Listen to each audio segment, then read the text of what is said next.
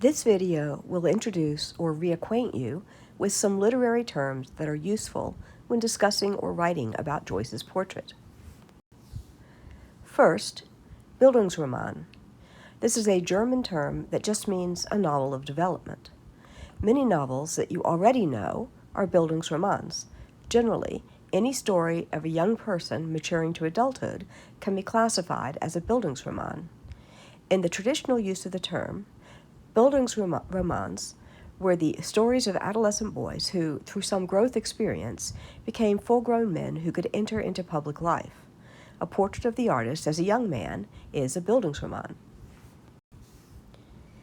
Portrait is also a Künstlerroman. A Künstlerroman is a special case of Bildungsroman that tells the story of an artist's development.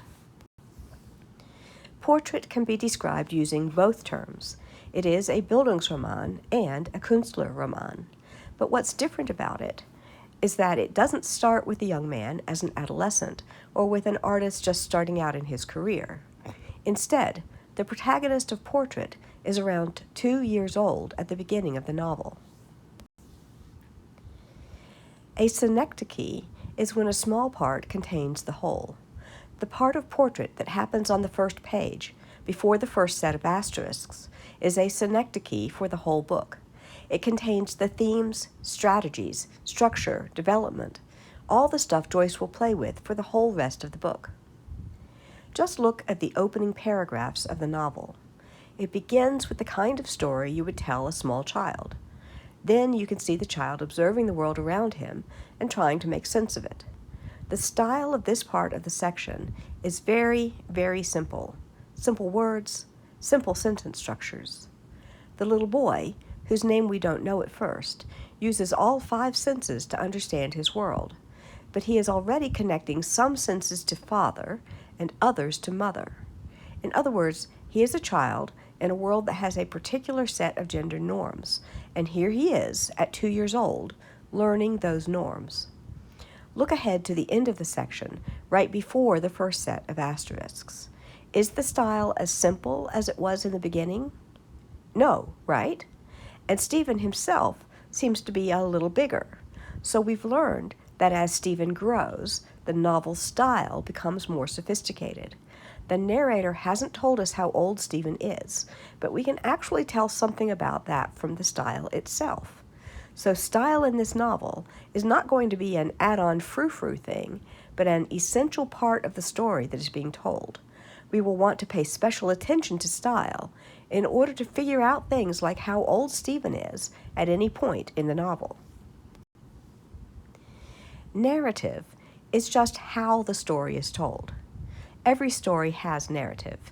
Paying attention to narrative can help us understand the story better. In this case, we have a third-person, limited narration in a chronological story. Stephen is 2 at the beginning of the novel. He will be around 22 at the end of it. And even though we feel close to Stephen, we'll talk about why in a minute, the narrator refers to him in third person, not first. We know the narration is limited because of all the things we've had to supply for ourselves in order to make sense of the story so far. If the narrator were omniscient, the narrator would know even more than the character and could tell us if the character is making a mistake, who that man in the red vest is on the corner, and all kinds of things. In this book, if Stephen doesn't know it, we don't either. Focalization allows us to feel very close to a character in a third-person narration. Stephen is not the narrator, but in some sense we feel he might as well be. We see everything through Stephen's eyes. We only know what Stephen knows, and if Stephen doesn't think about something, we can't know it either. A good example of this is Stephen's age. It would be really handy to know how old Stephen is at any given moment in the novel. But Stephen says his age just once, and that's the only time that we know for sure how old he is.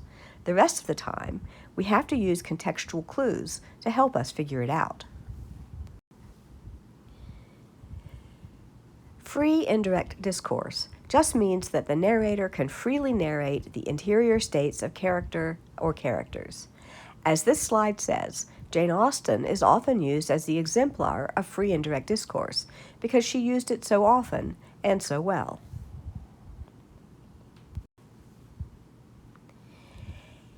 Here's an example from Jane Austen's Emma. The narrator here is narrating the thoughts of the protagonist, Emma. It is in third person, but translating this to first person isn't hard at all. So think of free and direct discourse as an interior monologue, but in third person. Now, of course, Joyce wasn't just going to just borrow from Austen. He had to make free and direct discourse even more of a realistic way to narrate a character's thoughts. Hugh Kenner came up with an idea he called the Uncle Charles principle. In Chapter 2, remember when Uncle Charles repaired to his outhouse to smoke his black twist? That is in the narrator's voice. So why does it say repaired? Repaired to his outhouse is a weirdly old-fashioned way to say went to his outhouse. By the way, an outhouse in this usage is just an outbuilding, not what Americans mean when we say outhouse. Kenner realized that Joyce was having the focalizing character's voice inflect the narrative voice. That's why we can tell how old Stephen is by paying attention to the discourse, including the narrative voice. Stream of consciousness is a term you will use a lot this semester. We already know that the moderns were very interested in consciousness. William James, Henry James's brother, said that consciousness is like a stream, moving along, carrying bits of things we remember or ideas we focus on briefly. Later on, May Sinclair said that stream of consciousness was also an apt descriptor for literary techniques meant to demonstrate the stream of consciousness. There are many forms of stream of consciousness. A lot of the time, they are interior monologues, but that's not the only form they can take. Stream of consciousness can be a first or third person narration, or a second person one, though that's rare. To identify stream of consciousness, look for the markers listed on the slide.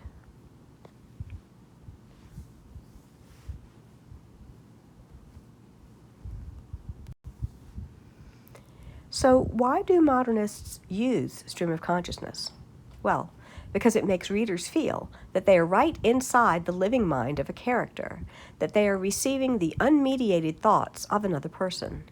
We have to remember, though, that the writer has carefully constructed stream of consciousness in order to create this effect. If the writer made choices in order to create the feeling that we are overhearing a real person's thoughts, then we can reverse engineer that to understand what's going on in stream of consciousness. It is important to realize that stream of consciousness can be very challenging to read, so don't feel bad if you have to reread or even ask yourself questions like, what is the grammatical subject and predicate of this sentence? We are accustomed to having a narrator who gives us all kinds of useful information. Who's good? Who's bad? What something means. In modernist novels, as I'm sure you've begun to suspect, it's up to us as readers to figure out the stuff narrators in 19th century novels gave us for free. But the effort is worth it. By thinking about these challenging modernist texts, we learn more about the world we live in.